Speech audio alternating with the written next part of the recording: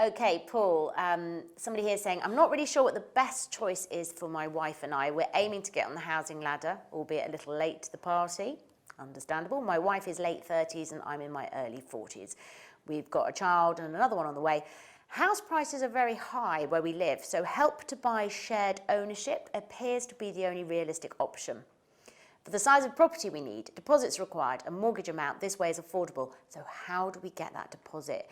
We can't move in with our parents. We don't have any inheritance or the like, so it'll just be save, save, save. It's so hard these days, isn't it? What are the best choices open to us? There are a few options that can help. There's the first home buyers ISA, where the government makes quite a large contribution to the returns. Yeah. I believe it may even be 50%. I don't know off the top of my head, but it's quite a large contribution. The government makes that on a yearly basis. Although I believe you can only save about £12,000 per annum through that or something. So it's not depending on the price of the property they're buying, I suppose that will determine how useful that might be for them. Okay.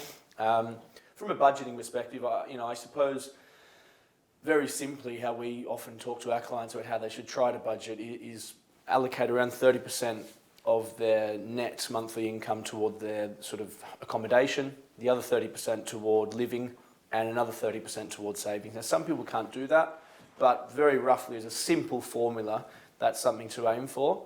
And I suppose that extra 30% will help them save toward getting their deposit. Aside from that, of course, it's just generally being frugal, I suppose, that will get them there. Yeah. Okay, thank you so much. And good luck with that. Where there's a will, there's a way. Right, Tom Eyre, a nugget. I believe you owe me one. So I'm looking actually today at the new buy-to-let landlords, the PRA rules which have come into play, where buy-to-let landlords, if you own 4 or more flat properties as investments, in order to buy another one, you have to declare basically all the information you have on all your previous or your current, investments with regards to your mortgage payments, the rental, basically, chapter and verse on a business plan, how you be able to afford the payments if something happens with regards to mortgage rates going up or the tenants leave, etc., in order to buy a new property. On the bridging space, there are, on the unregulated side, lenders who, because obviously it's a buy-to-let investment, so it's an unregulated space, you're able to go, if they're not sanctioned by the PRA rules, which a lot of them are not, you're able to then go buy the property maybe quite quickly if you find something in an auction, take out 6 to 12 months to get your house in order, make sure you got your business plan ready, present that to your mortgage advisor, get that to the bank, and be able to then refinance out. But it gives you a bit more time in order to be able to buy an asset in the meantime, rather than having to provide all the information straight away, which you might not have access to or the time frame to do so. Yeah. Would you agree with that? Yeah, there's some fairly simple templates available to landlords to allow them to get those new requirements in place. Okay. A lot of people, it's only very recent, 30th of September it came into place. Yeah.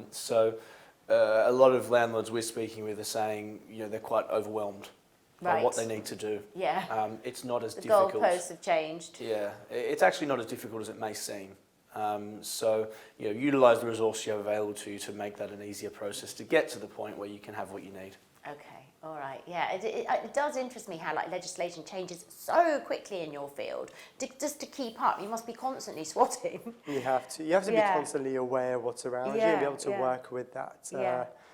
If it helps, adapt. You have to adapt. I mean, if you're not going, you have to. In order to go forward, you've got to adapt. And the government, is putting the regulations in order to help and make sure that we don't face any future disasters in the financial markets. So, and I guess it's one of the first markets that they look at, isn't it, in terms of, we'll get a bit more tax from there, or the investor side. Exactly. Yeah. But I do. I feel sort of, in a way, sort of some sympathy for landlords that don't do it on a massive scale, because it is quite difficult. 1 minute that was really great, and the next minute that's less. Yeah.